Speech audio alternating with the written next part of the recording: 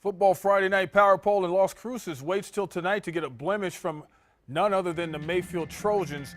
Cruces going nearly wire to wire on our poll this season. Look at the top 13, and there towards the bottom you see St. Mike's, who's looking at the perfect storm as they get ready to wrap up their season coming up tomorrow against Hope Christian. Welcome back. The scenarios on winning District 648 numerous. Valencia in the driver's seat with an undefeated mark in the district and hosting the Los Lunas Tigers. By the time our camera got to this, it was all Tigers for the most part.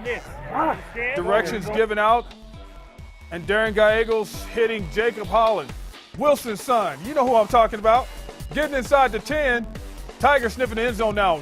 WB Gallegos with a nice run, bouncing outside, and he's going to get in for the touchdown, making it 35-0. Los Lunas, or should I say, the Moon.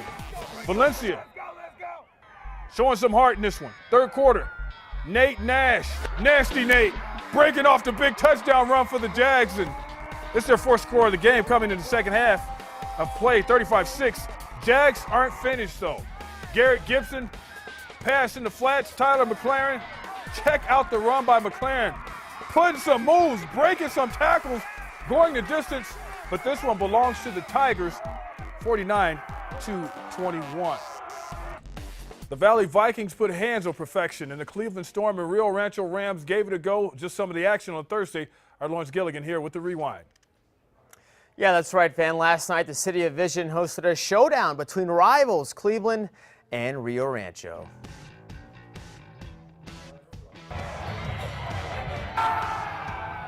All right, well, both teams getting hyped up for this one, and how could you not? Good crowd on hand as well. Rams draw first blood. Skylar Shadman gets in for the score. Just like that, it's 7-0 Rams. Ensuing possession, Storm come right back with their own touchdown drive.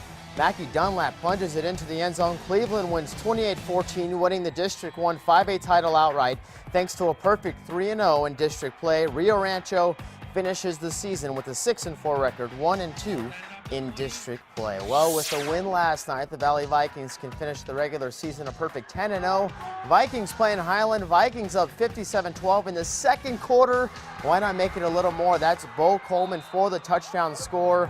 Valley goes on to win this one 64-12. Vikings have a perfect season with a 10-0 record. How about Atrisco Heritage at West Mesa? This one wasn't close either.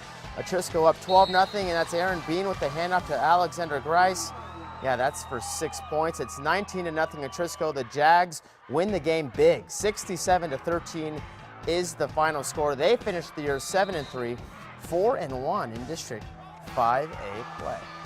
Well, Van, that's your look at the Thursday Night Rewind. Storm clinched District 1 5A. Meanwhile, how about Valley? First undefeated season since 1998. Congratulations to the Vikings, Van. Yeah, you know what? During 7-on-7 this year, they looked pretty tough. Everybody's predicting kind of a big year for Valley, and look at that. They run the table, go perfect on the season. Now, while Valencia and Los Lunas were deciding part of the District 6 4A puzzle, the Belen Eagles were doing their part on the field in Grants.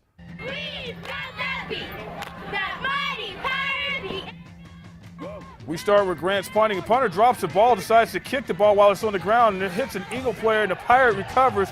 Don't know if that was planned, but it worked out for the home team. Grant's taking advantage of their opportunity after they get the ball back. Cassius Corley handing off to his running back, finding a hole, slipping through a tackle, finally brought down by a gang of Belen tacklers. Then it would be Corley, and he decides to roll out, finding Jacob Wilcox in the flat. Gets taken out of bounds, though. Then give it back to the running back because he's doing stuff like running the ball up the middle. Big hole. Gets his team even closer to the end zone. And finally, keep feeding the running back. He decides to finish off the drive. Another run up the middle. This time it would make for a score, and the extra point would make the score Grants 14, Belen 6. Belen would try to answer with Chris Peralta, handing off to Andrew Castillo, who turns the corner, turns on the speed, gets hit out of bounds.